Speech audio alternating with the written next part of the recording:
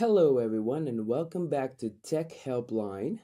This is where we show you how to use various applications and services throughout the internet. So, the topic for today is how to back up Snapchat photos. To do that, let's open Snapchat first. After we open our Snapchat, look at the top left corner of your screen where you will see a profile kind of a thing there. After you press that button, see at the top right corner where there is settings button. After you press on the settings button, go down to search for memories. After you find memories, follow it through save buttons. And after you do that, you have three different options. Either you can save it on your memory on Snapchat, or memories in camera roll, or camera roll only. This way you can save your pictures directly to your phone by default.